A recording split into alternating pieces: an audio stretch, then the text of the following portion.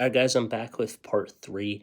Let me just state this in the final part. What Marcel said was like, if you can't find, if you hate your blood family, you make your own type of family and community. And as Vin Diesel, Dominic Toretto once said, I don't got friends, I got family. So it's okay to not have blood relation because you can still raise the kid and love them and show loyalty to them.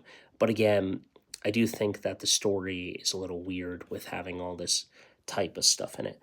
Now, critiques of shows and movies, we're still moving into fan fiction. Now, as I said before, if I had else to add about fan fiction, I would. First, be careful what you comment. People get defensive and could block you. Someone did it to me, so I had to make a new account to read their stories because I really like their stories. And this is Nature Lover in 1997. I don't really want you guys to attack them.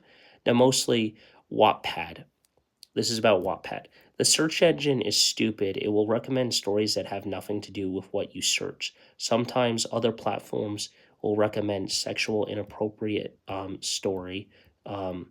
Such look up the ship of father and daughter, known as Clope, which is Klaus and Hope.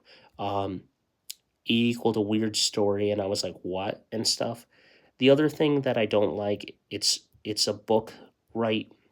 I wish um, in your library.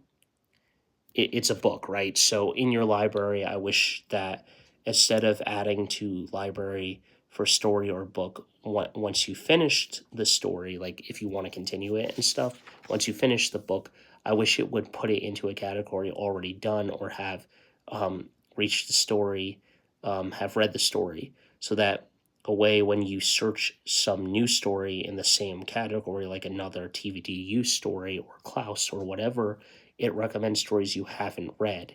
And if you click on a story to possibly read again or forgot you read it, it says already read or would click to continue or read this story. Now, obviously, it does say, do you want to continue the stories in some part? But this is another critique I have of shows and books. It's just that there are certain things about it and everything else. So this is part three, and I'll end it with a part four. Part four is really one that I think it's okay to critique stuff, but not to over get yourself worked up about it. And this is about Ian Summerlander, who basically talked about why he no longer supports a certain relationship in the TVDU universe. But I'll talk about that in part four. This is part three. I'll see you in the next part, guys.